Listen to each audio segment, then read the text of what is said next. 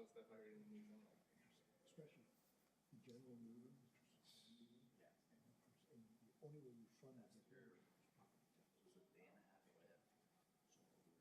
So they have, outstanding residential, his wife is in the city,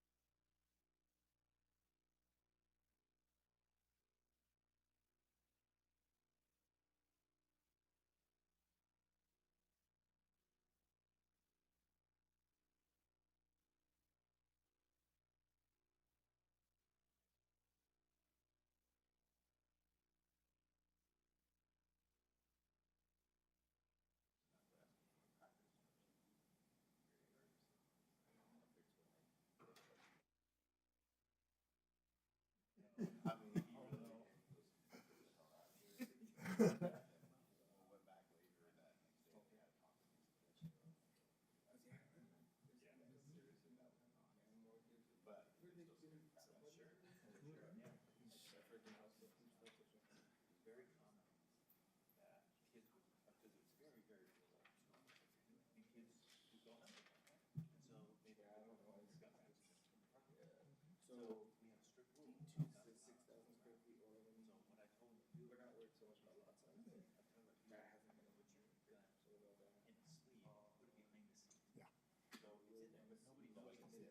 you can't see it, you don't get broken into and stuff, yeah.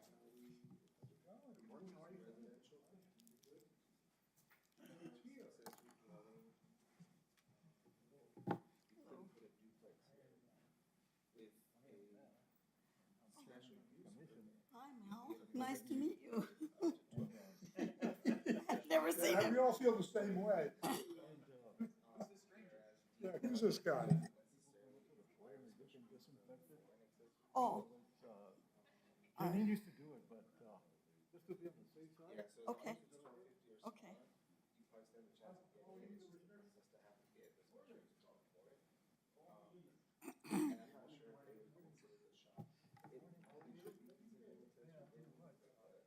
We're trying to stay alive. Al, good to see you back. Thank you so much. We're trying to stay alive. There you The go. reason being is, He wants to know. young guys, you know, when we hit it good. Yeah. Mm-hmm. I listen to it. Anyway, that could be Normally whoever sits here, like you or Janine or Albert is, from Dr. Zerner. but I don't have any screen. So let me see if, Yeah, that's a big. I'll call Janine and tell her to. Huh? Some of us, I'm not too sure. I'd like to see if we can keep the commission the way it is. Do you want to make a motion? I'm not too sure what's going to happen, but anyway. Well, we'll find out. The reason being is that we have. It's gonna be very. Oh, actually, the best is she limits it to 8. So you can do it, but you can only play 100. So we need it's a lot smaller than the 12 that we saw.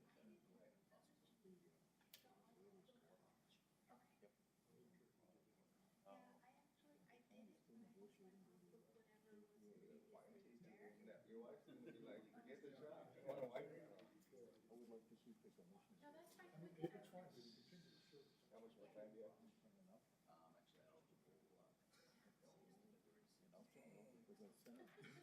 Get through all this. Especially in the middle of the bill, you know. It's right here, be like, wait a minute. All about it. Some of these people. Yeah. That's what I think. As soon as I close on it. Yeah. He says he wants to get the certificate of occupancy. Good. Later. Yeah. That's what my friend says. She's ready to leave. She's like, I'm finishing the building. Yes, okay. So where do I sit? Here? There, I think. Your chair. Go to the chair, sir. No, it's right, I can't remember which one. If this Dr. Tanya comes? Okay, then, no. Okay, so Senor Acosta, He can have it. He can. you will be chairing today. Bust your ass. Yeah. I remember when I was talking to Brian. Cerny, I just got to. There's two right here. He's not coming?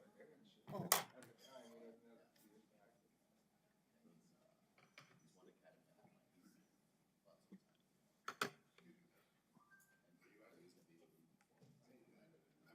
So when I see him, it's been only 2 years, I know 3 years ago. Yes, what case are you taking? Are you? Oh, okay, so I would have to go through the lady that just left. I'll get her to come see you in just a few minutes, okay? Thanks so very much, appreciate it.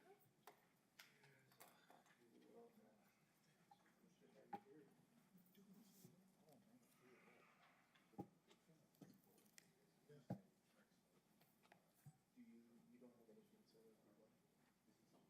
Okay, so it's okay to say. We only went for 9. Across the street, but if we're trying to be consistent. So that they know that we're active. I'll probably make that comment.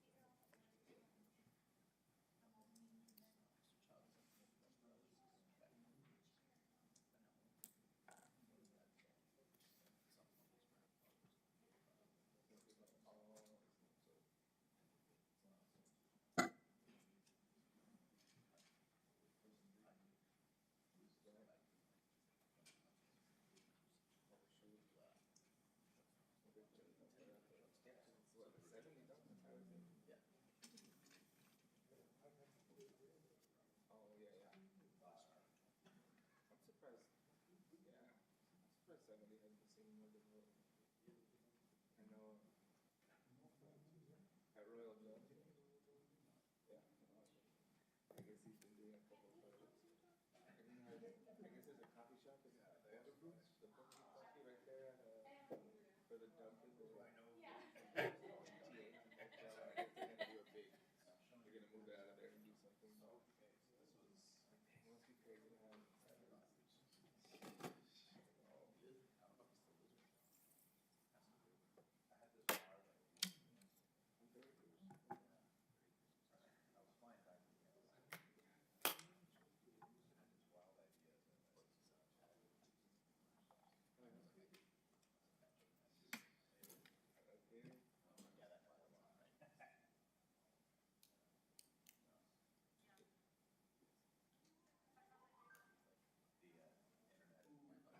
I mean, international.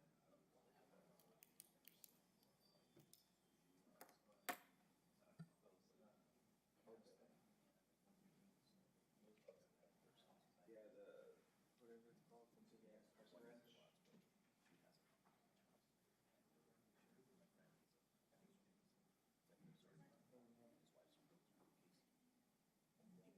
Oh yeah, yeah. Boy.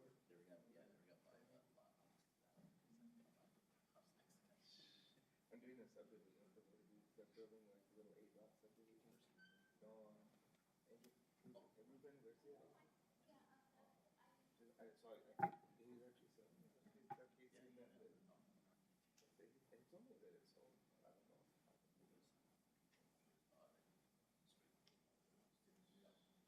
I did know something. Yeah, I seen that house.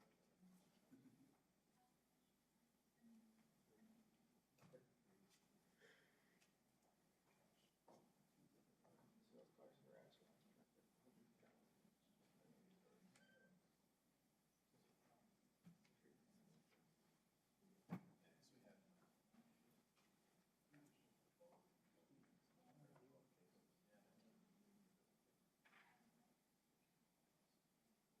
Dude, you're the man that likes this stuff. Morning. We can't find Yeah, it. the lights.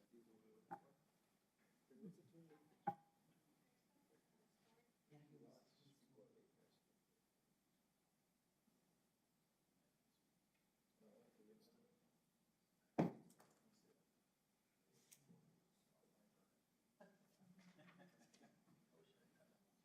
he was. And it's hard because like when I remember when I was out there surveying a couple times because yeah, it's like, yeah, it's not there. I found it. And it's like, oh, okay, I guess I just don't remember. Like, it's definitely mad. One of them back there. Your neighbor doesn't know seems pretty cool, isn't it? One on the east of it. Yeah.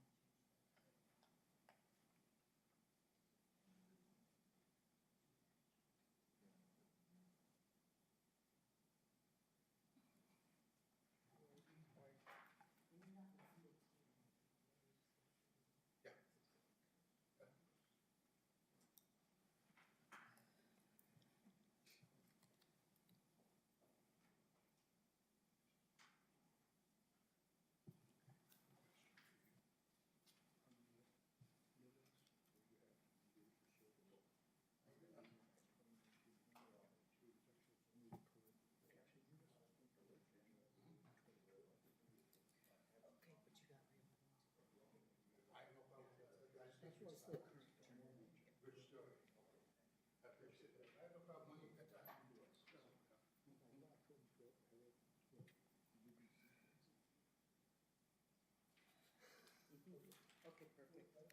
And then Albert's looking for the sanitizer.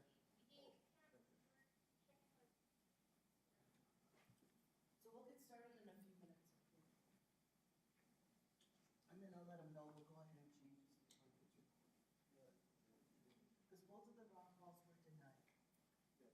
And then all the special use permits and zone changes were approved. So Albert missed it in the title. And I haven't heard from Dr. Zerny yet, have you?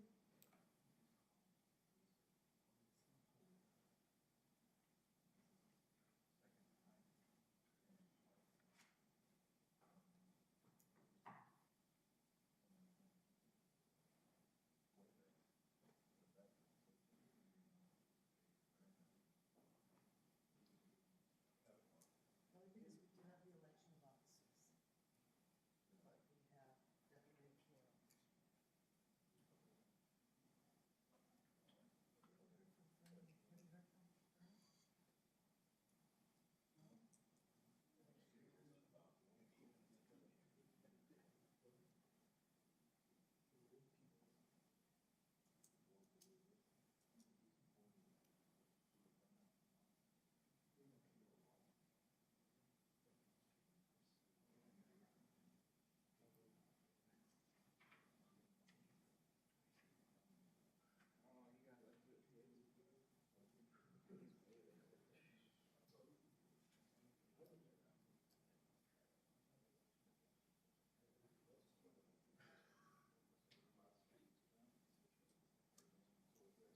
definitely a quorum. Like the edge of the county, not county road or whatever.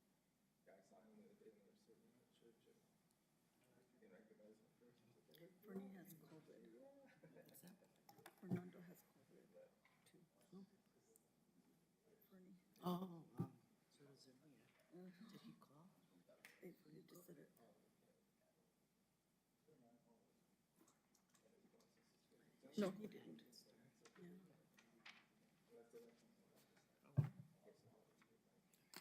We don't have anybody to wipe it down.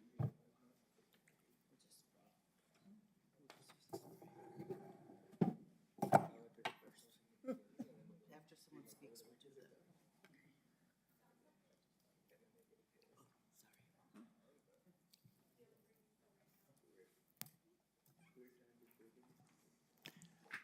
Good morning, everybody.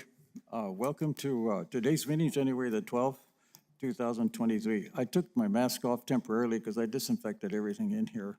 I asked Janine to disinfect the podium after every person that comes and speaks in front of the commission today.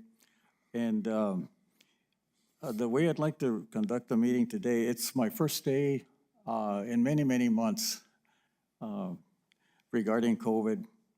And we have other people that we have to take care of at home, so I ask for forgiveness for that, but thank you very much.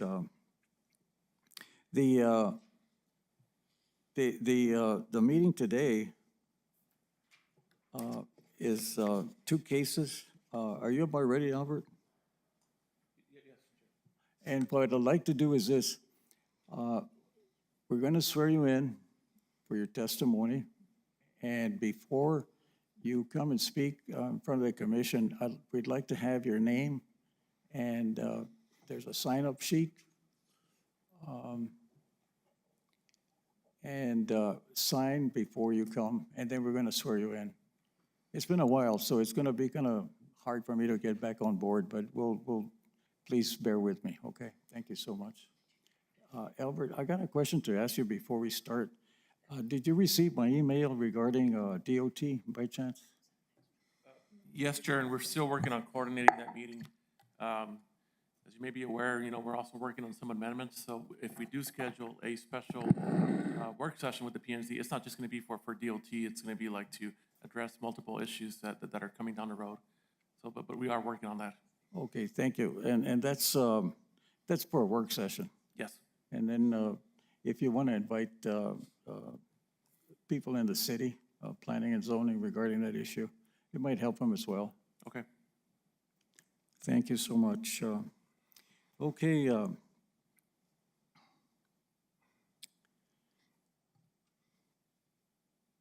Roll call of officers. Commissioner Zargis, Here, Commissioner Herrera, Commissioner Montañez, Present. Commissioner Lear, Here. Commissioner Castañeda, here. Commissioner Zerniak, Chair Acosta. Present. Okay, approval or changes to the agenda? Commissioners? I move for approval of the agenda. Second, All those in favor signify by saying aye. aye. Aye. All those opposed? No, ayes have it. Approval of the minutes of regular meeting of December the 8th, 2022.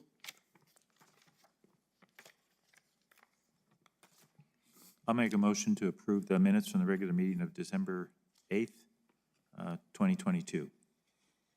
Okay, do I hear a second? Second, Any discussion on this? Nothing? Okay.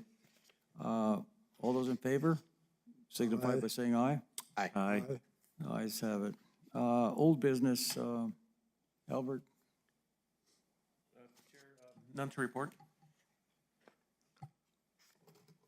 Okay, item number 5, new business, case number Z22-020. Request submitted by Jose Molina and Sandra Molina. Good morning. You ready to present the case? Please state your name and address for the record. Charlene Santisteban, 845 North Motel Boulevard, Las Cruces, New Mexico. Do you affirm the testimony you're about to give is the truth under penalty of law? Yes. Thank you. Good morning, Commissioners and Chair.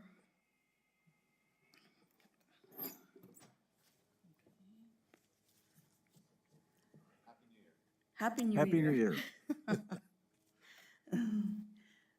This is the case submitted by Jose and Sandra Molina at 4925 Balsam Road, south of Highway 70 and east of the city limits of Las Cruces. The zoning is a D1 low-density residential, and they want to go up to a D2 medium-density residential. The request for the zone change is on a 2-acre parcel, excuse me, from a D2 to a D1 to a D2, to install 2 additional mobile homes. Excuse me. The proposal is to install 2 mobile homes in addition to the single-family home on the property. The reason for the request is in the future, they want to subdivide the property for their 4 children. At this point in time, 2 of the children need a separate home, of which one is autistic. This is the location map. And this is a close-up of the property. And this is the site plan. The second mobile home is not put on the site plan. She submitted just because they have one on there right now, so she just submitted what is on there right now. This is the zoning map, and if you look to the east, there's the D2 zoning, and just one property away, under 140 feet to the north is D2 zoning. This is the aerial of the land use. And this is the existing home on 4925 Balsam Road. And this is the recent mobile home that they put up. It isn't skirted, it's just put there and bricked up. This is Balsam Road looking north. This is looking south. This is looking east, across from where the mobile home is. And this is the sign that's facing west. The zone change evaluation requirements are C2, 104C, 202B, 203, and 203D. The notification requirements, the 16 letters were sent on December 15th, 2022, and legal ads were placed in Las Cruces Sun News December 18th, 2022. And the agenda was posted on the DAC website. This is the area of notification. This decisional criteria. There are 2 mobile homes are being proposed and additional homes in the future depending on New Mexico Environmental Division standards. The applicant is estimating the mobile homes will increase by 2 residents. Population for Census Tract 1207 in Doñana County is 2,046 persons, 946 total households, 2,000 units of occupancy, 68% are mobile homes, 38% people per square feet, and 10% persons below poverty line. The potential traffic flow is a total of 8 round trips per day. There's no commercial residence. The applicant is proposing a higher density residential zone that provides new residents and infill development. Potential water, they're going through Lower Rio Grande Public Water Works Authority for the water, and they're having a new septic tank installed by Johnny Septic. The existing infrastructure, there's an existing infrastructure for water and septic system. Balsam Road is private road and will be used to access the property. No significant impacts were found for environmental issues. The surrounding properties, the applicant is proposing development in congruence with surrounding properties. Building permits are required from the county for the development of this property.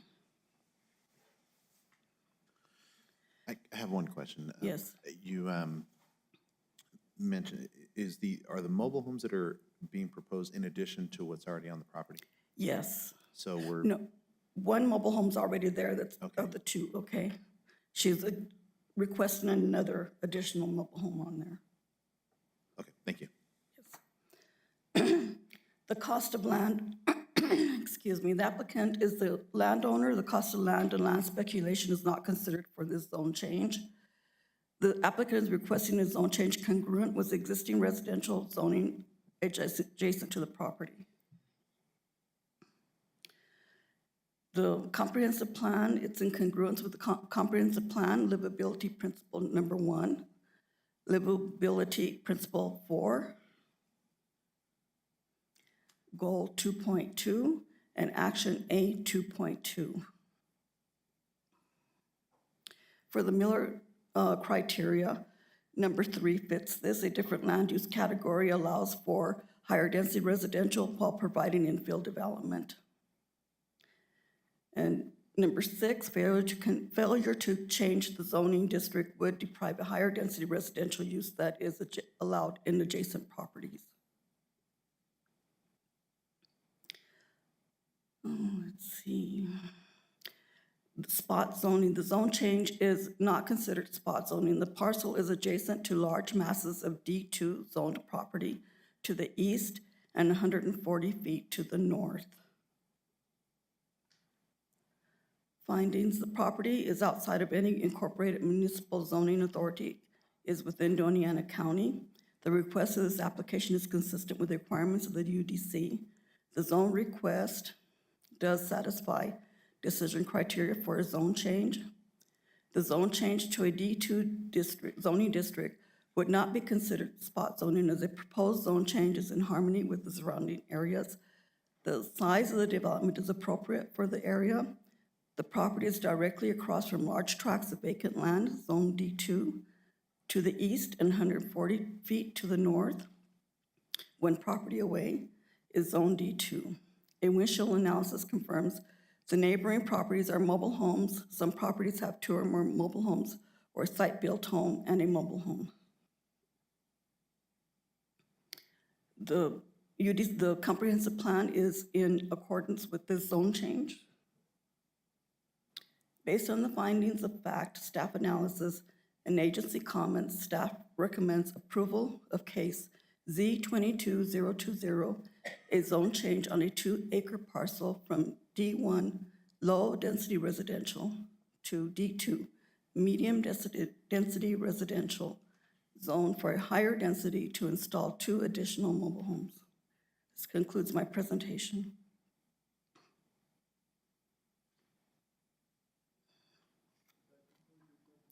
Yes, It does complete, okay, any questions of staff? No questions. Is the applicant here? yes, I do have one question from Seth. So this would result in a total of 3 mobile homes. On a Yes. So It- what is our it's- limit on a 1-acre parcel for the amount of mobile homes and septic tanks? That's a question for the applicant. They're recommending 2 mobile homes, one of which they can put on right now with the existing zoning. It's an accessory dwelling, which is on there already. They're proposing 1 more. Okay. And in the future is when she wants to subdivide it and put it into more mobile homes.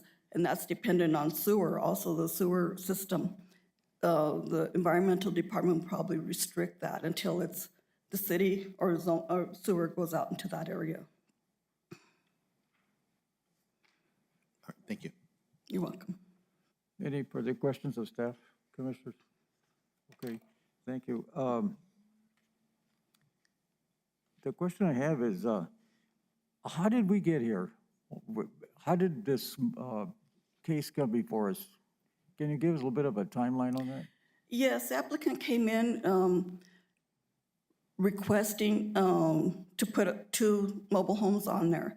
And she had options of putting that 1 mobile home on there with, and doing it with a special use permit, or going for a zone change, which she wanted to do that to be able to put 2 mobile homes at a higher density.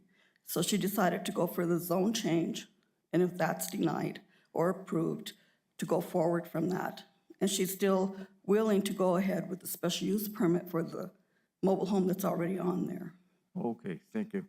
Oh, may I, also one more thing, that mobile home that's on there doesn't have a permit, so triple fee can be imposed on it. And what is the fee gonna be? Do you know? I do not know. Chair, it's gonna be $300. $300? Okay. How much? $300. $300. Typically, a mobile home permit's $100, a triple fee would be $300. Okay. And that second dwelling is permanently set? The second dwelling isn't on there yet. I mean, the second dwelling is on there. She has her principal dwelling, and then the mobile home that's already on, there's the second one, and she's proposing to put another one on there. So that'll be a total of 3 living units Okay. on 2 acres, yes. And like, NMED requires a minimum of 3/4 of an acre. She's got 2 acres. So she's in compliance with that. Okay, is the applicant here? Yes, she is. Would you please step forward? Or is there anybody representing this case, Mr. Magallanes? No? Okay. Is the applicant here? Yes, Okay. yes. she is. Please step forward. We're gonna disinfect this a little bit. And Just disinfect here.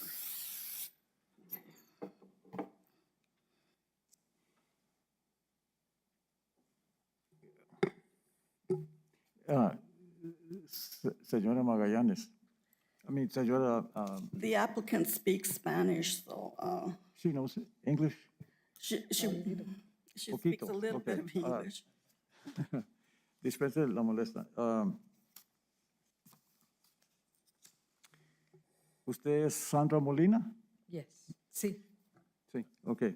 Chair, I'm going to do a little bit of English and Spanish, okay, and as we go, but if you understand, Mr. Chair Acosta, we need to swear her in. Albert, can you help me with that one? Señora Molina, si puede alzar su mano derecha, promete decir la verdad y solo la verdad el día de hoy. Sí. Gracias. este va a ser su testimonio, okay? Sí.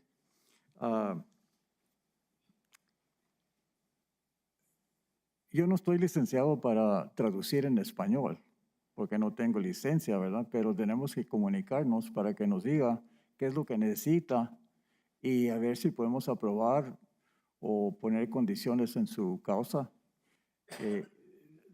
Dispense la molestia, pero Está así bien. vamos a conducir la junta hoy en día. ¿Ok? Está bien. Bienvenido aquí. What I'm asking her is that we're going to be working both in Spanish and English.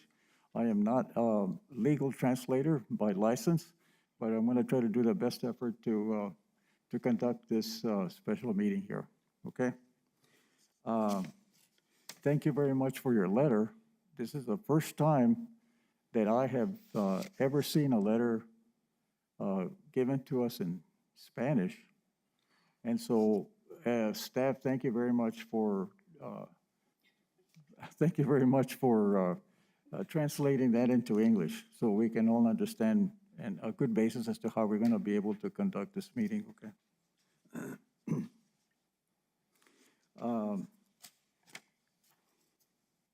Nos dijo qué quería hacer con su propiedad para el futuro, ¿verdad?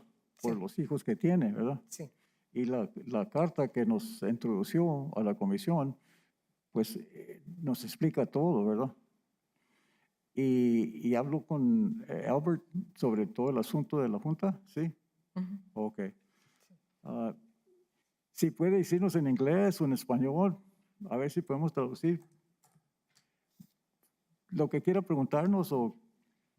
Pues ahorita lo que yo escuché que por lo pronto es nomás un mobile home, en el futuro tal vez 2. ¿Cuándo es ese futuro? No sé. Por lo pronto va a ser una. Yo estoy hablando en el futuro, pero yo creo que a largo tiempo sería la segunda mobile home. Okay, what she's actually, it's a recap of her letter, and I'm sure that all the commissioners read that. If you have any questions of her, do you have any questions of her? No, Chair, just to recap real quick, so she's saying that right now she's just requesting one additional mobile home. And at a later date, not right now, not soon, but at a later date, she's gonna be adding the second one, which would be the third one on the 2-acre parcel. Okay. And any questions of staff regarding this case? No questions? This is a very unique case. I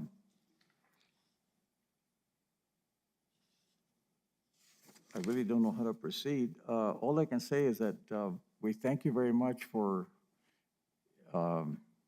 attending and your letter, very well explained. And if you have any questions of us, ask us. Si tiene preguntas para la comisión, por favor, presente su causa si puede. No, no tengo preguntas. ¿No tiene preguntas? Ok. Pues muchas gracias. Muchas gracias. I'm going to close. Anybody here on behalf of for or against this case? Okay.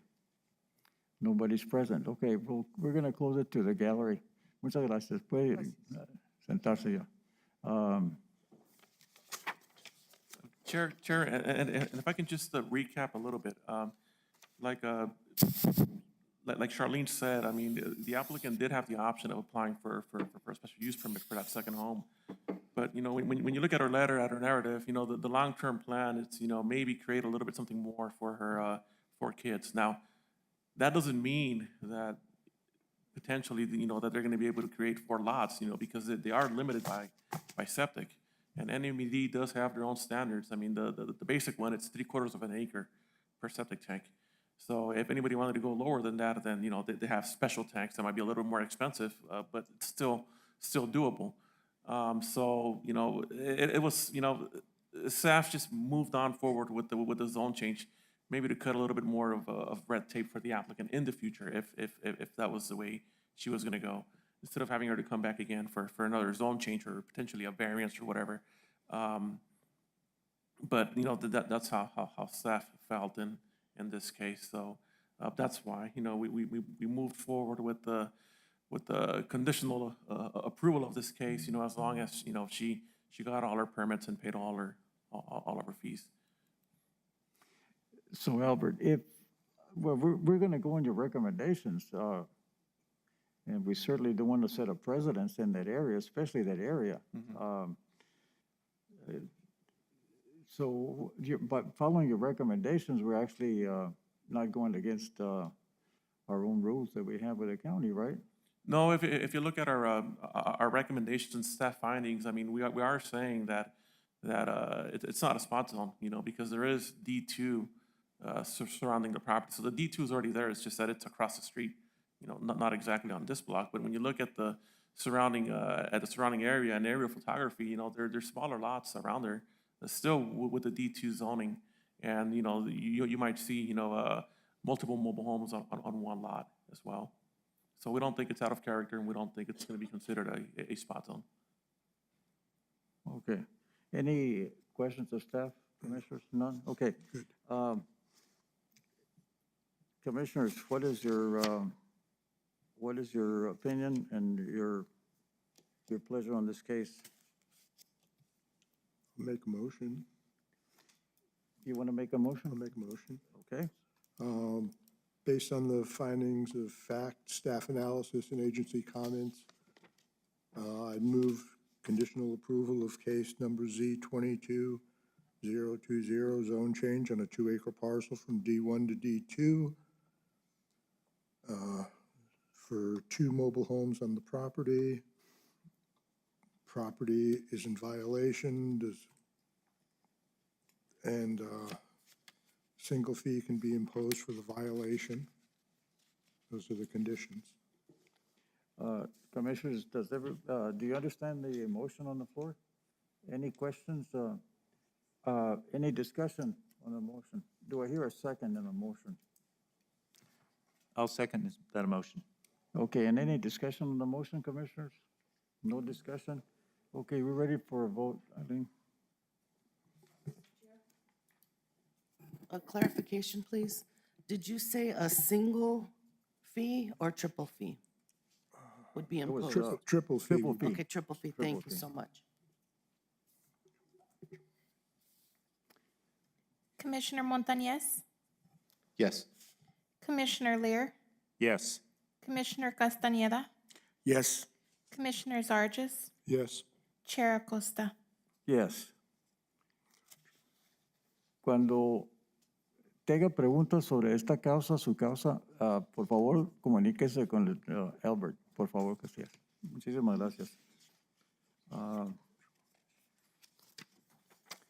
Okay, you gonna ready to present the next case, Albert?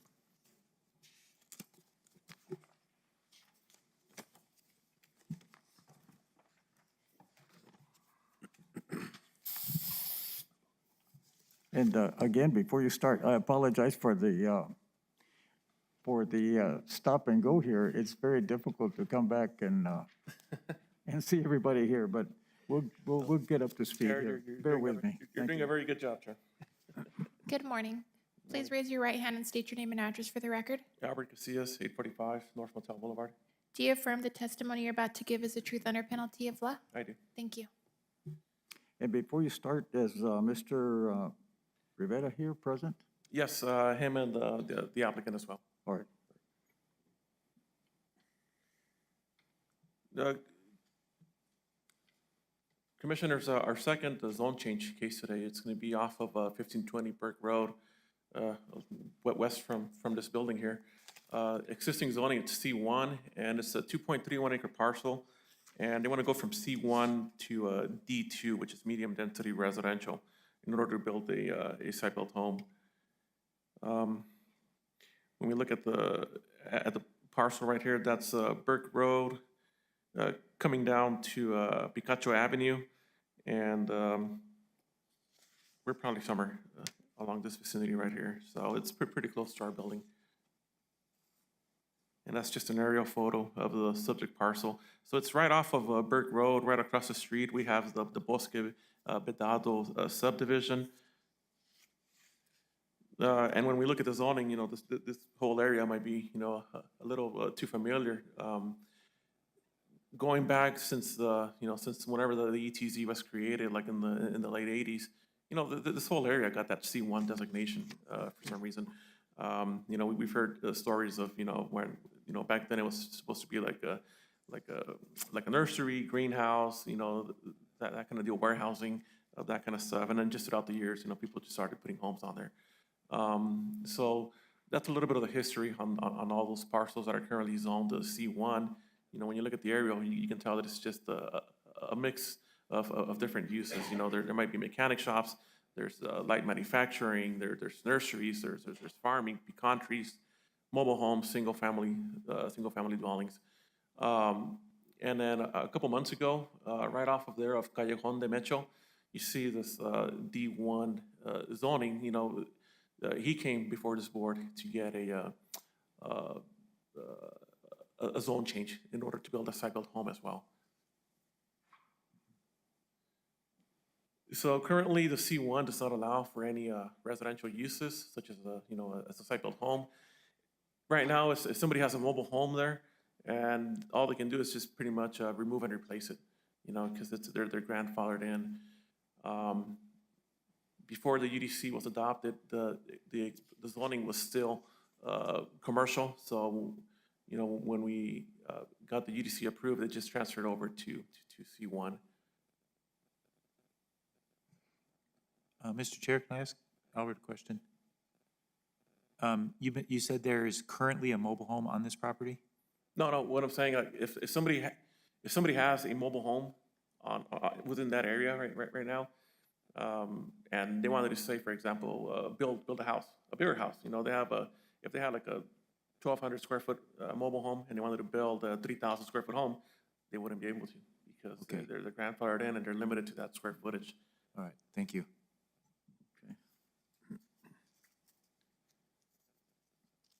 And this is the property in question. It basically, it's 2.31 acres. They have a road easement that goes all the way through the middle of it, and it serves as access to those properties on the back. This is just the proposed site plan for the parcel, and I'll show you some of the aerial photographies right now of the area. But that's what the property looks like right now. You have Burke Road right here. That's the access easement, and it serves those properties in the back. And I believe that's a mechanic shop right now. South of it, you know, you have single-family dwellings as well as the single-family dwellings to the north. So when we're standing, you know, right across the property, across Burke Road, that's basically what the entrance looks like. And you can kind of see that they've already cleared an area here on the right, and that's where the proposed home is going to be located. And that's just a close-up of that. So that's going to be the side of the new home. Here we're looking south on Burke Road.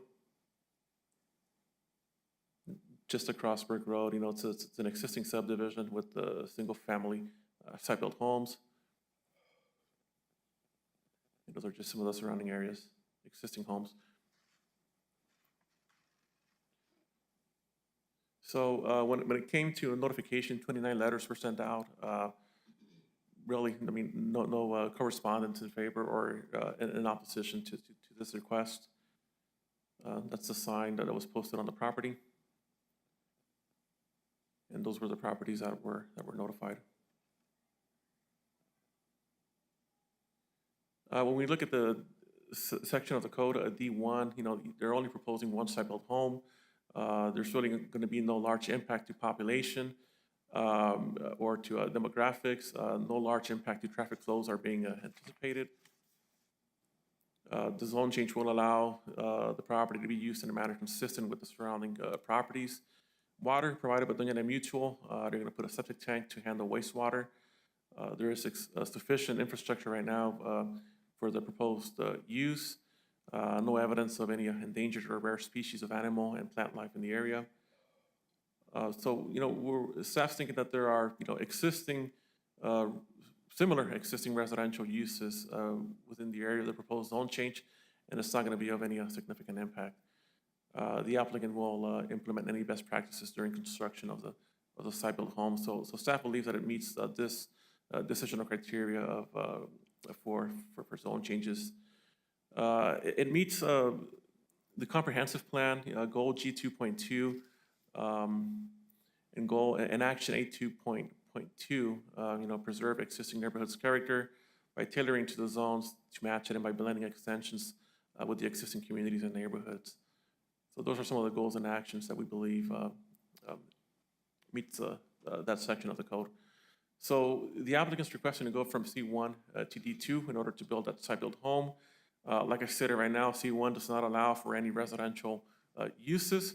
So the zone change is intended to cover and perfect a previous defective ordinance or to correct that mistake or injustice therein, as the property has not been used for any commercial uses other than the pecan trees. The zone change is appropriate as there is compatible existing residential development and zoning designations surrounding it. Since 1989, when the ETC was adopted, it got that EC1 designation.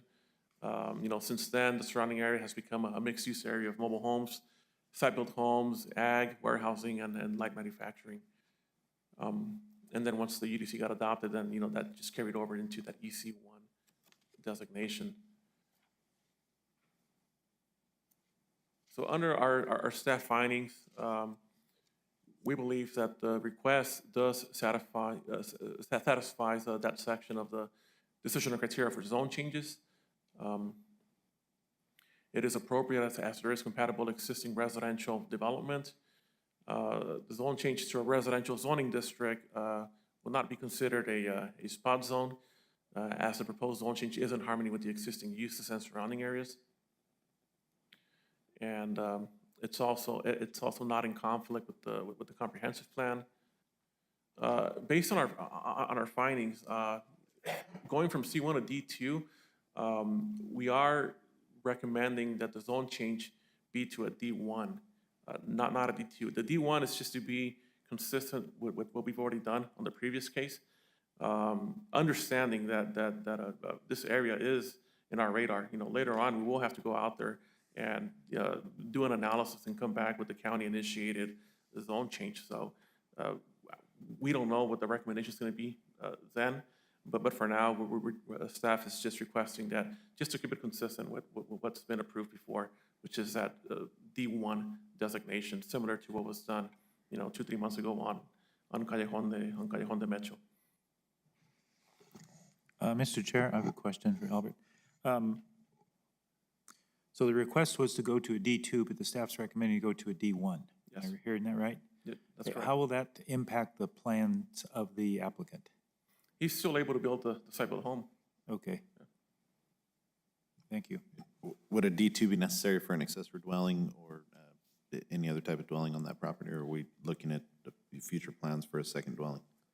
If there are plans, then it would either be, depending on how soon, those plans are.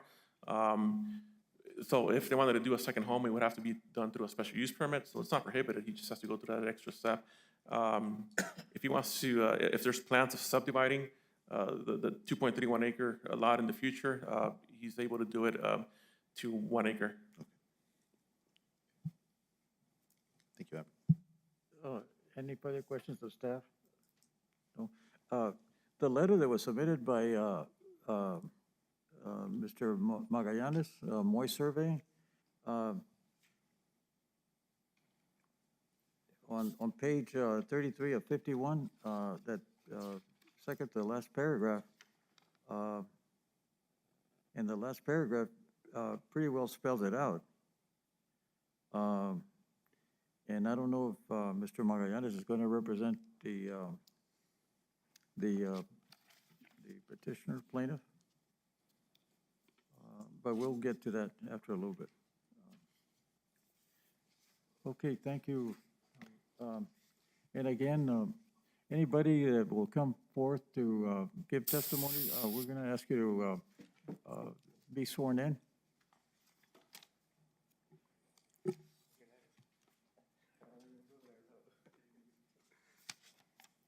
Good morning. Please state your name and address for the record. Anton Magallanes, 1985 Calle de Colon, Mesilla, New Mexico. Do you affirm the testimony you're about to give is the truth under penalty of law? I do. Thank you. Thank you. And by the way, Wish your dad Happy New Year. He's an icon in the Happy New community. Okay? He'll be glad to hear that. Thank you very much. Happy New Year to you all. I call this the infamous commercial zone, as we've seen numerous zone changes, or what I think will be numerous as we move forward with this area. But ultimately, yeah, I was approached by the owner of the property. He had recently purchased the property. His intent at the time was only to develop a site-built home. And I believe when we first started talking about that, he was, I think at the time, and he is here so we can further ask those questions, informed that he wouldn't be able to be issued a building permit because it was, of course, a commercial property, so the property would have to be zoned. I'm not actually sure if he knew that as purchasing the property, so I think that kind of probably made the hair on his back rise a little bit. Just let him know, though, that this area could stand to use some benefit from some zone changes. As Albert said, it does seem to have some inadequate zone designations at this point. No plans at this point to subdivide the property. He wants his space. He's, I think what we've seen in terms of the activity is just tree moving more than anything, because there's a time frame given the dormancy of the trees to move them without hindering their harvest. So he hasn't approached us to wanting to subdivide this property or anything. I'm gonna go ahead and click back a few. There's zone map, Albert. I'm coming up on it, I'm sure. As far as the request for D2, it was only because I didn't know which way the board would go, as if they would want to do D2 and be consistent with the properties to the west, or D1 and be consistent with the properties to the north. So at this point in time, the applicant, or excuse me, the owner has stated that he does not have a concern with the D1 designation versus the D2. Doesn't intend to have a second dwelling at this point in time. Potentially does want to build a shop or something for just tools and such. So I'm not sure if that falls within the accessory dwelling criteria. But nonetheless, we do recognize that if there was an accessory dwelling, it would have to be, I think, 1250 with a special use permit given the D1 zone designation. I always say this because I think it's so interesting that, the D1 and D2, of course, do have different allowable uses, some by code, some with special use permit. But the minute that we see sewer extend to certain parts of our community, the D1 and D2 zone designations are going to carry a lot of the same density. Because with that D1 zone designation, when we did do that amendment in 2021 to our UDC, our D1 zone designation is a 1 acre minimum or 6,000 square feet if sewer is available. And so I'm going to be curious when, and that may be very long from now, but when we start to expand our sewer networks throughout, what our community might look like, because all those D1s that were larger tracts now by code can go down to 6,000 square feet without a zone change designation. I'm sure he doesn't want that. Again, stated that he wants his space. So as far as the conditional approval, we support that. We do think that the D1 zone designation is adequate. We recognize that it would help be consistent with the surrounding property that has. I anticipate that when building permits are requested for the existing site-built homes, I'm curious to know if they'd be issued or if a zone change would have to be requested. So in other words, if these people that are living there legally non-conforming, we might see more of those zone changes when a building permit because they want to extend their house or something like that. But at this time, I know that we'll continue to just request zone changes and try and be in conformance with what the comprehensive plan is. Stand for any questions if anyone has any. Any questions of Mr. Marianes? No questions? I have a question, Mr. Marianes. On page 11 of 15, I see all those vehicles parked, I guess it's just a driveway to that edifice that's there. Who do those cars belong to or vehicles belong to? Or? Yes, so that property to the northeast, I believe is a mechanic shop. I've surveyed that property a few times now, or the subject property that we're talking about, our property, and I've never noticed that many at the time, but I do believe that that is an auto mechanics shop, and so he is, I suspect, through his business license, allowed to have that business there. It is not associated with this property, and there, of course, is a 30-foot easement, as Albert's subdivisions, or the subdivision plat stated. that would not be, of course, hindered in any way by the development of the home, as that is the legal access to his residence as well. But those cars, I do believe, are the property owners to the northeast of that, which is a mechanic shop at that point, or at this point. Yeah, at this time, we're not, really discussing the vehicles, but as far as I see it, I believe that I don't know, I believe that these cars are parked there for a reason. Is that gonna have any impact, on your professional opinion on allowing this, case to go forward? I think that's a great question. I think it's subject to the tolerance of the owner, right? So I think that it's the owner's responsibility to recognize that if he in fact plans to build a house through a zone change, which is then approved, recognizing that he is in fact in an area that, although may be legal non-conforming for some lots, some businesses are by law and code allowed to be there. He will have to be respectful to the fact that there are commercial businesses around that. So at this point in time, I haven't had any conversation with the owner as to him having any issue or concern with that. I think it would be, just again, as a personal opinion, I don't feel the commercial businesses would have any significant or really any inconvenience with the site-built home being built there, as much as a site-built home might have inconvenience with the commercial businesses around them. That's why I would defer to say, are you sure you're interested in building your home here? But they've loved this lot. Him and his wife are like, when's that zone change? Because we're ready to build. And they have their plans ready to be submitted to the county so that they can be issued a building permit as soon as we receive, if, of course, approval. Okay, and then we'll ask a question of staff here in a minute.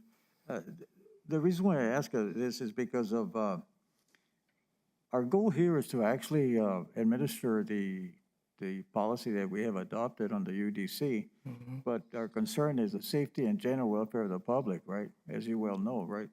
So we'll ask that of staff here and see what happens.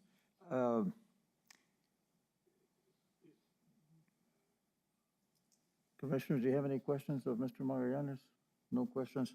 And the plaintiff is here, the petitioner is here? Yes, Mr. Rivera is here. Would you like to step forward? Yes, and give us more insight on your behalf? We're going to swear you in. Good morning. Morning.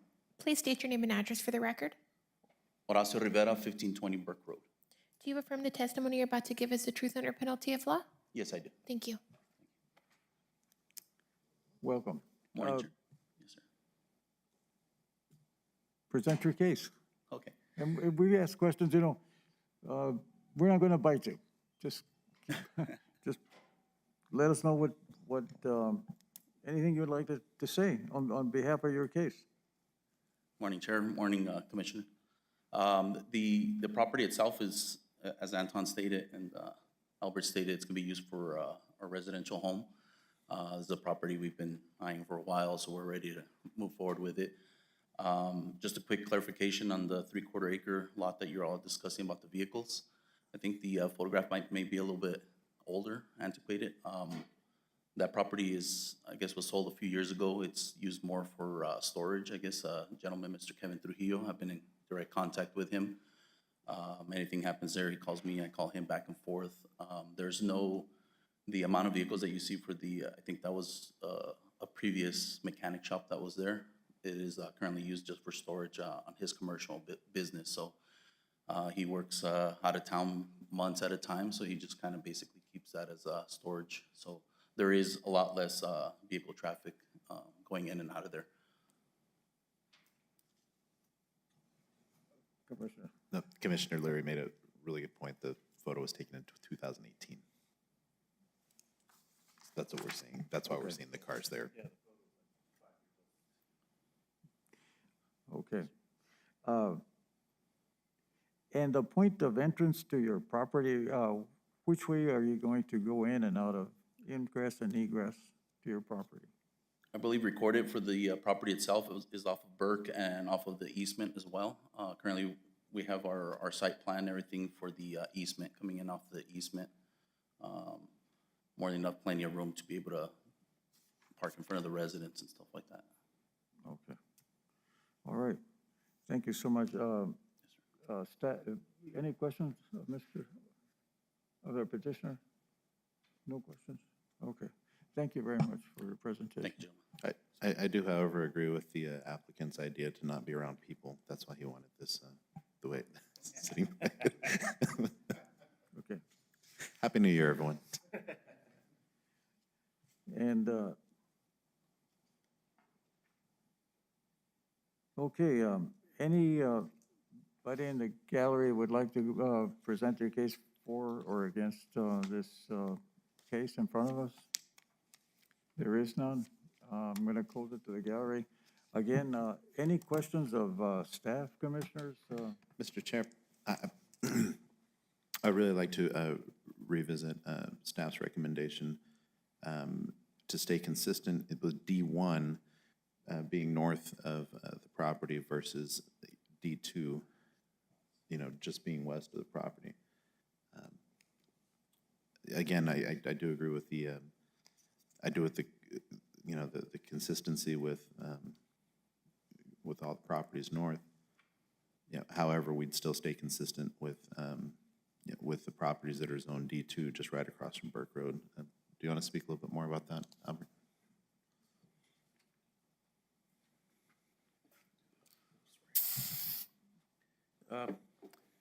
Commissioner Montañez and Chair Acosta. I mean, that was just a recommendation from us. Let me go back to that zoning map.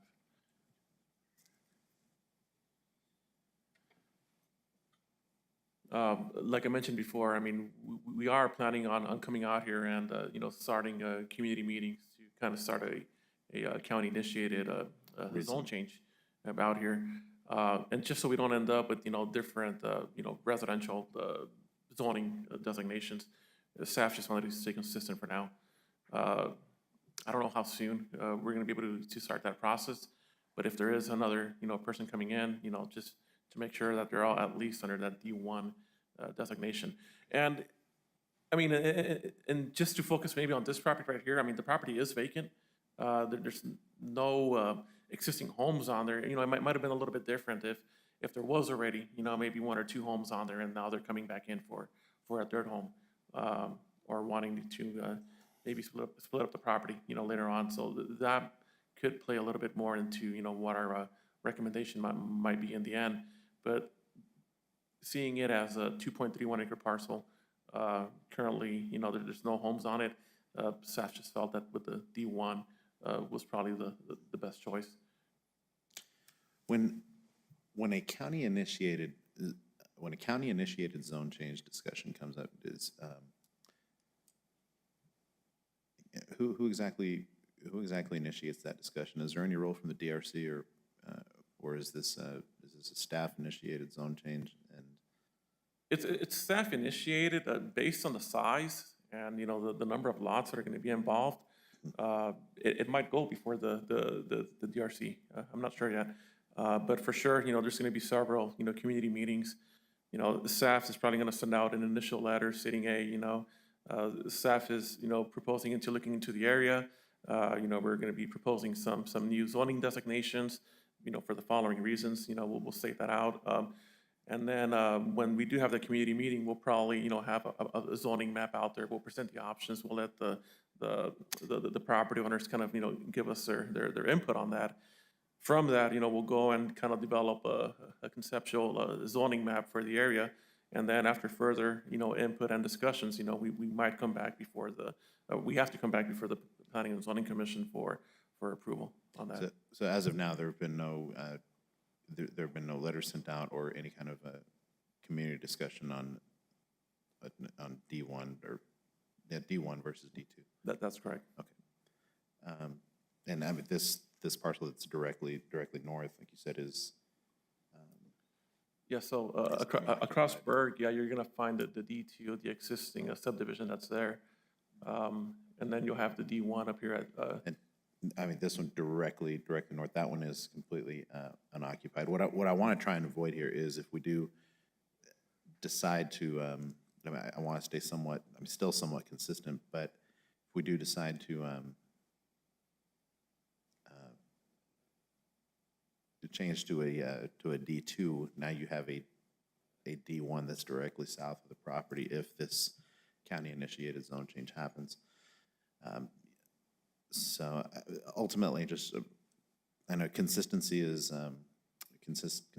definitely key here, and either way, we're going to be consistent with the property north versus the property west. But also with the D1, I'm seeing more density in the D1 than I'm seeing in the D2 as they're laid out now.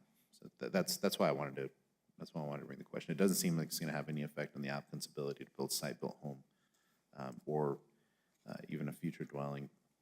But I just wanted to ask again why why the change? That's all. Thank you. Any other? I'm sorry. Yep. Nothing further. I yield, Mr. Chair. Are you satisfied with the answer you got? You are? Okay. And again, we want to make sure we don't have any spot zones here. And if you have any other questions, commissioners of staff? No? And just since you did, bring that up, that always seems to be a bad word here. But I don't see any concern with spot zoning at all in either case. Do you think it's going to have a major impact on the addition? It could. It'll definitely impact the discussion on a county-initiated zone change that we now have a D1 property there versus a D2. But that's for future discussion, not. That's for a future this session. parcel. Okay. All right. All right. Mark that down for discussion for a work session. Well, we're having, as everybody knows, we're having, when we adopted the UDC, there's going to be changes in zoning, because it's almost impossible to take the whole county as one and apply whatever zone changes we have or zoning. And so we're going to have to look at each case on a case-by-case basis. But we will surely try to accommodate the petitioner to make sure that he's or she is satisfied with the zone change and see what they can and cannot do with their property, certainly. And of course, always taking into consideration that we're here to make sure that the safety and general welfare of the public is always first in hand, okay? All right, the chair entertains the motion. I'll make a motion to, or conditional approval of case is Z22-022, zone change on a 2.31 acre parcel to C1, from C1 neighborhood commercial to D1 low density residential zone district in order to build an on-site home. Okay, we have a motion on the Second. floor. It's seconded. And so is there any discussion on the motion? Does everybody understand the motion? Okay, we're ready for a vote. Commissioners Argus, Yes. Commissioner Montañez, Yes. Commissioner Lear, Yes. Commissioner Castañeda, Yes. Chair Acosta. Yes. Thank you. Okay, thank you. Thank you.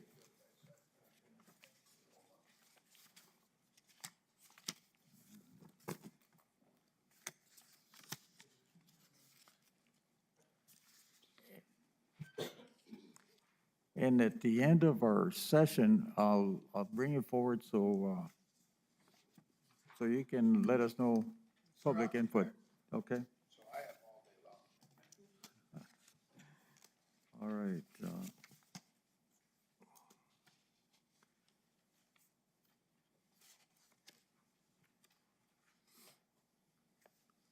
Following the agenda, lost the agenda.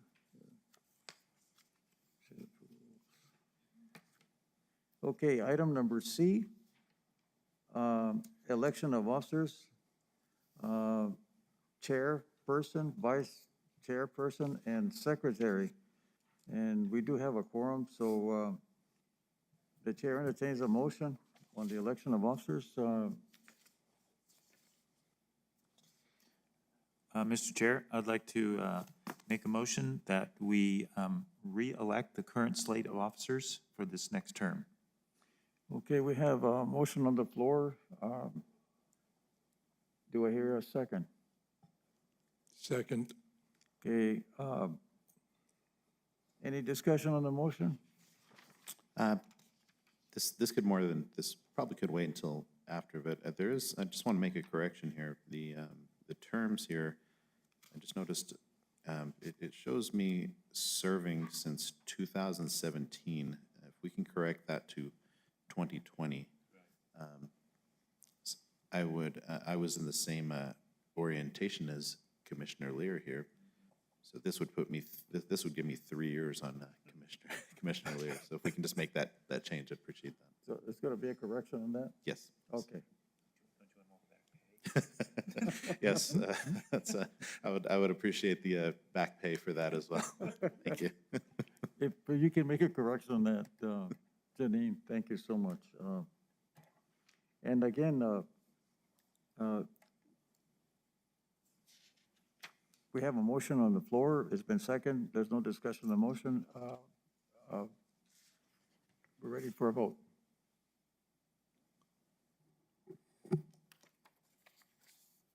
Commissioner Zarges, Yes. Commissioner Montañez, Yes. Commissioner Lear, Yes. Commissioner Castañeda, Yes. Chair Acosta. Yes. And again, all those who have served as chairpersons, well, the time that I've been away, I do thank you for your service, and I thank you for your commitment to the commission. And again, I apologize for not being here. I was always trying to attend the meetings by phone. And so I do thank staff for being so kind and generous with your time and effort to bring these cases forward and keep the meetings going. I do appreciate that. Thank you so much. And I wish everybody a healthy 2023. And I hope that all of you do get a lotto ticket, and I hope that one of you wins. And just remember me if you do win. Anyway, thank you so much. Okay. Yeah, I think we can all just at least stay on record that if any of us do win, that we will at least show up here for the next meeting. Are we all? That includes staff. Yeah, you folks did a wonderful job. Thank you so much. All right, on the agenda now, let's see, item number D, approval of 23 annual notice requirements for regular, special, and emergency meetings, 2023 scheduled meetings. Is everybody in agreement on the schedule for 2023?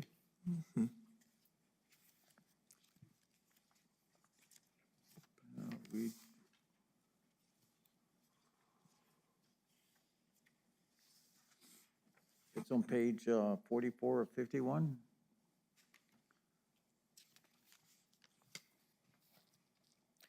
Mr. Chair, we are keeping with the same calendar, so it's the second and fourth Thursdays of each month, with the exceptions of November and December, where we only meet the second Thursday of the month. November. And we tried to be cognizant of any holidays that may be on the calendar, but there weren't any. Okay.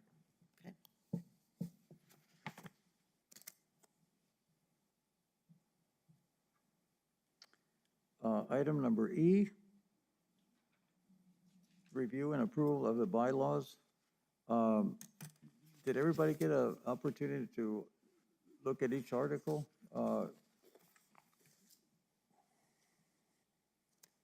There was one.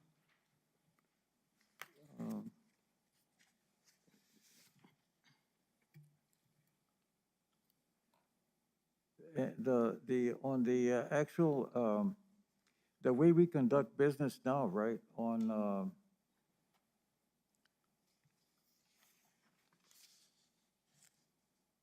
Let's see. no, I guess not, it was on order of business, okay, we're okay.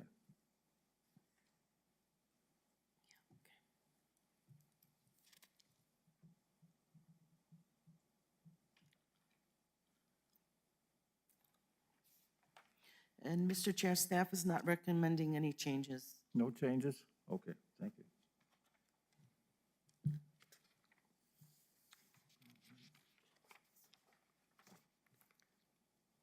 All right. Item number 6, administrative approvals. And so there is a consensus with the approval of the bylaws as well as the calendar for 2023, a consensus? So are we going to have, do we have to vote on that? We probably should, since we do have we need your signature for the calendar as well as the bylaws. Okay.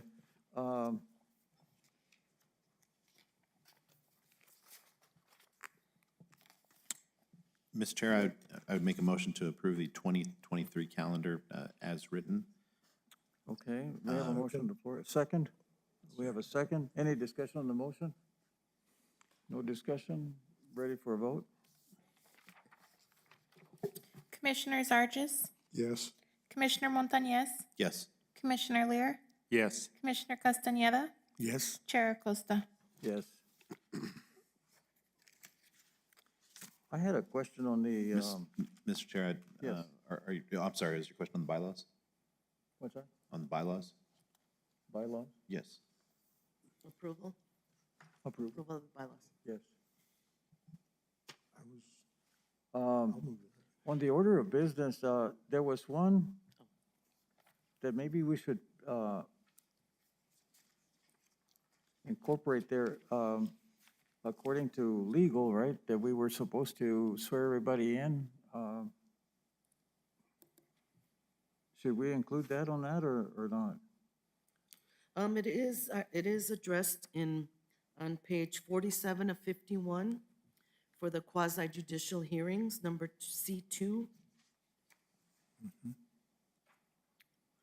It says quasi judicial Oh, administrative okay. hearings. I didn't see that. So the order listed above is generally followed with the exception that at the beginning of the presentation by each party, staff and witnesses are sworn in. And the other one, it was of concern.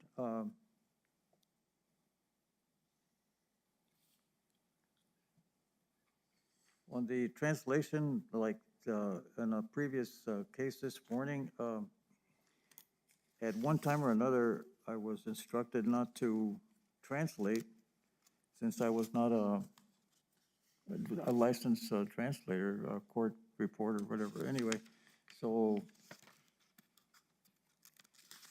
I'm glad that you put that in there.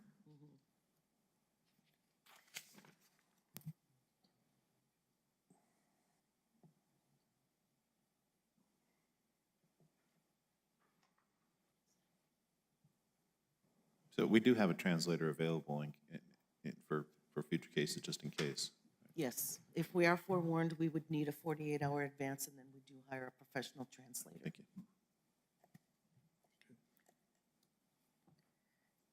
And this is just in case we, the case is appealed, and they could appeal it under the premise that there was not an interpreter licensed and the information was not given correctly. Well, Mr. Chair, the bylaws say that,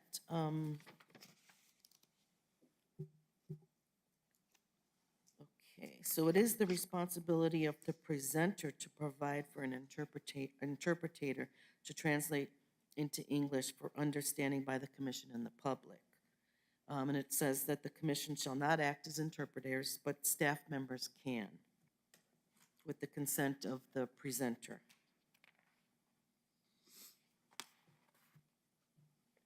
And the one that was concerned to me, Janine, was sign language. Do we have somebody that will be able to help us with that as well, or? I believe so. Okay. I believe so. We would have to go through constituent services for that. Okay. Yeah, that sounds right. And it says coordinator. Okay, all right. Administrative approvals, item number 6, Janine? We need Miss- a vote Mr. actually Chair, on yes. the bylaws. What's that? A We motion. have to vote to approve bylaws. Okay. We did, we did a vote for the. No, we need a We did a vote for the motion. calendar. No, we only, Oh, calendar, all right. Item number we already C, moved the calendar. review and approval of the bylaws. Do we have a motion on the floor I'll move approval of the bylaws as presented for 2023? for 2023. I'll second that motion. And we have a second. Any discussion on the motion? No discussion? Roll call, please. Commissioner Castañeda, Yes. Commissioner Lear, Yes. Commissioner Montañez, Yes. Commissioner Zardes, Yes, and Chair Acosta. Yes. Can I actually get a clarification on the calendar? I think Montañez did the motion, but who seconded it? I didn't I catch that. seconded it. Thank you. I think I did. Or did Dan? Yes. You did now. You made the motion. Commissioner Lear, second the motion. Janine, administrative approvals, item number 6. Yes, Mr. Chair. So the map before you shows the building permits that were issued for the month of December. So there were 16 for single-family residential, brand-new site-built homes. And then there were 3 for commercial buildings that are mapped. The 3 commercial buildings, the one to the north in the blue is for greenhouses. And then the other commercial structure in the I-2 zone is for a shell. So it's for an industrial shell, which is mapped before you. And additionally, we also issued 17 mobile home installation permits. 15 were on private land and 2 were in mobile home parks. And then we collected a total of $58,700 in permit fees. And Janine, the one on Stern Drive, what is that? It's a warehouse, it's a shell. So we just issued the shell of the structure with no interior plumbing or anything like that. And it's at 22950 Stern Drive.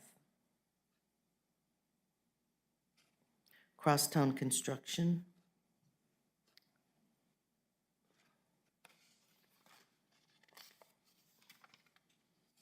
So I don't have the square footage or anything, but the property owner is Pima Holdings.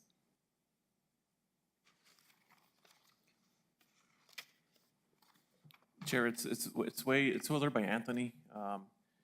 If you're driving south, right before you get into the Texas state line, it's gonna be on your right side. And I think right now, they're also working on those gas lines right now. So when you're driving under, you see a lot of construction equipment, and they're working on those gas lines, because there's an easement there right next to this property. So currently, there is another metal building there. And then this is gonna be like a second building off of Stern. But they're just shells, and the property, I believe it is zoned for industrial.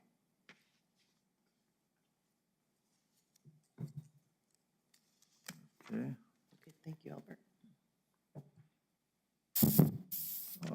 Staff input, anything?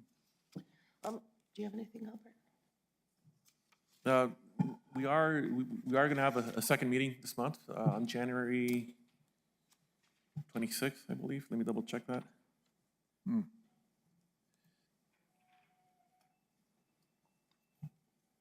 So on January 26th will be the next meeting, and we'll just keep you posted on that work session. We are looking at, probably not next week, but hopefully on that first Thursday of February, which will be February 2nd.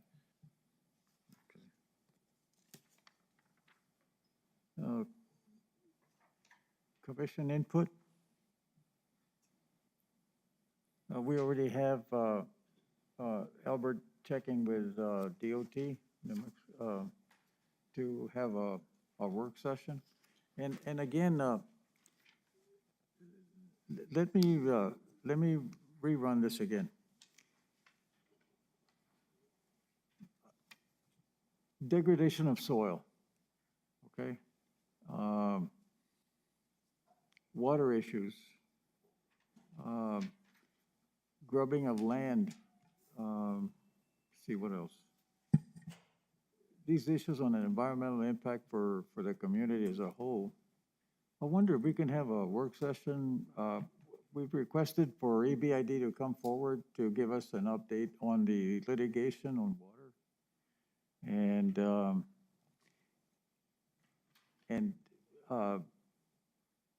just for information purposes, and I know it'll impact zoning and planning, how we're going to plan cluster developments, open space, and things of this nature. So we discussed that at length, right, Janine?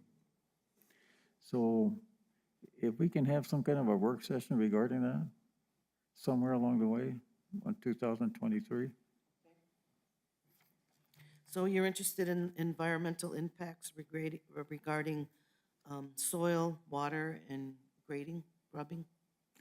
Well, yeah, we see it throughout other regions in the United States. You know, we're having a lot of issues with flooding and things of this nature. And I think that maybe if we have some information, including county engineering and other engineers that are available, they might be able to give us an insight as to how to plan and see if we can disseminate information to the general public. All righty. My question has always been, we have a Realtor on board. How much is your property worth without any water or a limited amount of water? And we really don't even know the extent of the population growth. Maybe people coming into the area are leaving their area because of climate conditions, or who knows? But I don't know if anybody has a census data for the county or the city for that matter. If we could get information on that. Okay. And the reason for that is, you know, cluster development, or it's easier to supply services to infill areas than it is to go out 10, 15 miles out of the municipal area. And like everything else, sewer dictates growth. Am I right? Right. So, and he's a Realtor, so I mean, he knows how things go. So if we can get information on that, we'd appreciate that. All righty. And the one that I haven't seen too much on the news, but the litigation on water. If somebody could come from the state engineer's office or Santa Fe to just give us, just for information only.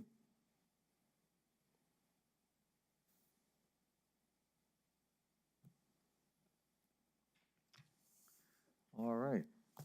I have a gentleman in the gallery, Mr. Rich Story, Service Officer for DAV, Disabled American Veterans. Would you please step forward?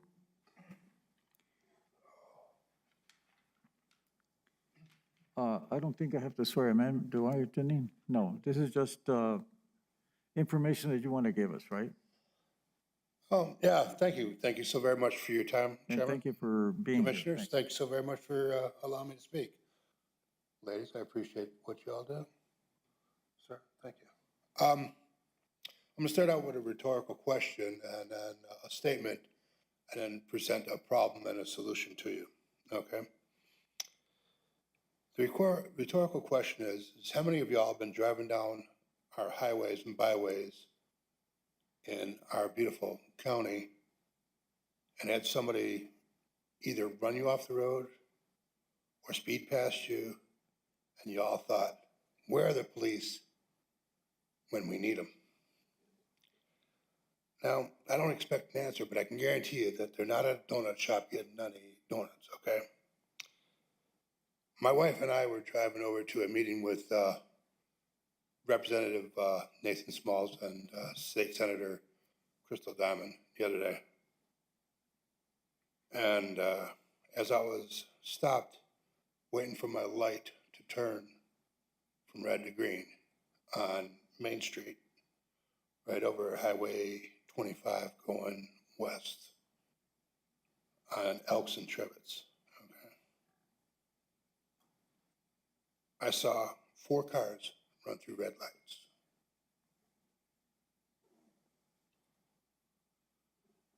And I made a comment to my wife, and she said, well, that's nothing, that happens every day. And she said, if you think this is bad, you should go over to the intersection of Loman when you're coming off the highway. People run red lights there all the time. It's great that we do all this planning, and you do have a major impact on our lives. But we have to do something more also to control traffic in our areas. Now, I understand that, you know, the building of the buildings is what this board is about. But when he kept mentioning DOT, was he mentioning Department of Transportation? Yes. I would like to be invited to that meeting as well, sir. I'll give you my card afterwards. I apologize for the break on that. We have to do something about traffic. And now, when I was talking with Representative Smalls and Senator Diamond, Senator Diamond mentioned to me that there was some legislation coming up about traffic cameras. You know, the ones on the red lights that stop, take a photograph if you blow a red light off. And trust me, gentlemen, I've made some judgment calls of going through a yellow light, you know, and I'm sure each one of us have. I've also made, you know, errors in my ways, and I'm not the most innocent person, the good Lord knows. I speed 5 miles over the speed limit. I set my cruise control to that because I'm going under the understanding that the police officer's not gonna write a ticket for under, 8 miles an hour. It doesn't make any money. But there is a way to prevent that. And if we put the camera lights up on our roads, then we can get a third-party administrator to administrate it. And it's not revenue generating, but at the same time, the amount of revenue coming in from those lights will pay for themselves.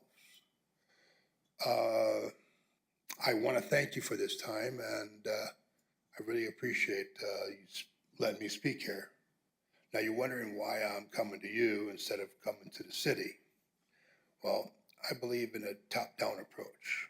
As long as I give you a heads up, and this gets in the record that I spoke to y'all, when I speak to the city, y'all can't say, well, we've never heard of that before. And I'm not saying that you would do something like that, but I'm just telling you that my next meeting that I'm going to attend to is a city meeting and bring this up to them. Our police officers can't be there whenever we need them because they're actually out enforcing other laws. We as citizens have to police ourselves on our streets. So if we get speed cameras mounted on the side of 70 coming from the east, going west, how many times have y'all been driving there and said, holy smokes, how fast is that guy going? You know, it's happened to every one of us. We don't need to tolerate this. This is endangering our lives. And that's all I have to say, and I really appreciate your time once again. Thank you so very much, Chairman.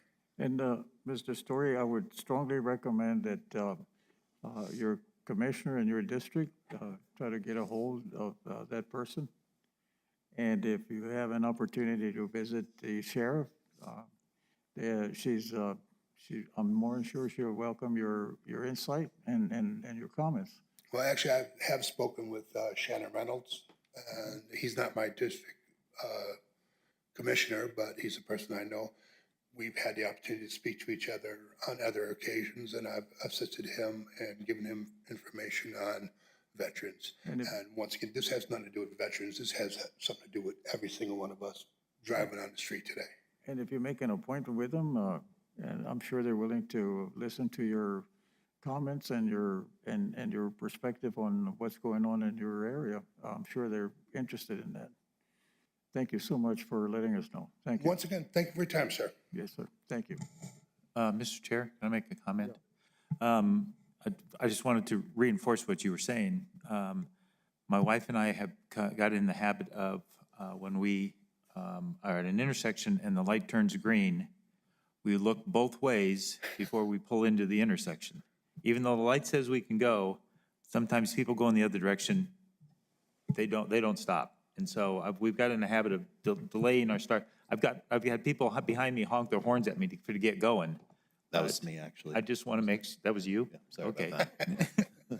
I just, I think it is a problem. And I think, it's, I think, cameras could be a partial solution, but some of it is just, I don't know, it's just like in our culture, people think that's okay to do that, I guess. I see it so often, but I've gotten the habit of delaying my start off of a green light. So I can sympathize with what you're saying. Sir, it shouldn't be needed that we do that. And I'm sure you've experienced this too. I count to 5 before I go. If I'm the first car in line, I'll wait till 5. Because I've seen people blow through lights. And you know what? I drive a big car. It's me and my wife, we drive a minivan. Very good safety standards, but I'm still not gonna take that chance, And the traffic lights, while it won't stop it, it'll put a hurt on the person that's doing it, and it's influencing other people not to do it, because once it gets around that, hey, over on the corner of Main and Elks, there's a camera there, they won't blow those red lights. Over on the corner of Loman, where the intersection of 25 is, they won't blow those lights no more. You can do it permanent, or you can do temporary. And I've gone so far, and I've asked legally if it's possible to put a police officer in an unmarked car, because I'm not sure of what the statutes in the state of New Mexico is to issue a traffic ticket. If you put him in an unmarked car and he watches somebody blow through a red light, he can call somebody down the road and say, this person just blew through a red light. So there are alternatives. And these machines, these lights, the cameras, while the initial cost is, kind of expensive, and I don't want to say it's revenue generating either, because I'm not out here to get revenue for the city. And like I said, I'm a sinner just like the rest of us are, right? So just please keep it in mind. Thank you. Thank you so much. Thank you. Commissioners, at one point, especially in the city of Las Cruces, we did have red light cameras. I know because I got cited by one. But I do, after quite a bit of discussion, I do know there was I don't want to say it was an advocacy group, but there was a discussion that red light cameras were violating people's privacy, and for whatever reason, the cameras were removed throughout our city. So I'm not sure how, I'm not sure how difficult a discussion that would be with city planning and the council to, to reinstate red light cameras. But it did happen at one point. And there is that valid point that it does, because of the fact that, it is on all the time. It does violate, but then we have to accept in time, we're photographed. When we drive around, or we walk around, we're photographed, we're cameraed all day long. We're being videoed right now. I know. Paranoia, well, just because of little green men, from Mars, it's not a paranoia thing. And sure, you have that, the violation of your rights. But on the other hand, you have to look on the betterment of the majority as opposed to the opinion of the minority. And believe it or not, I'm a conservative, I'm not a liberal, okay? So as strange as that sounds, coming from a conservative, this is dangerous and this is life ending. We have to have better grip on our vehicles in our city, county, and state. Thank you for bringing this to our attention. Thank you. Thank you. Okay, thank you so much.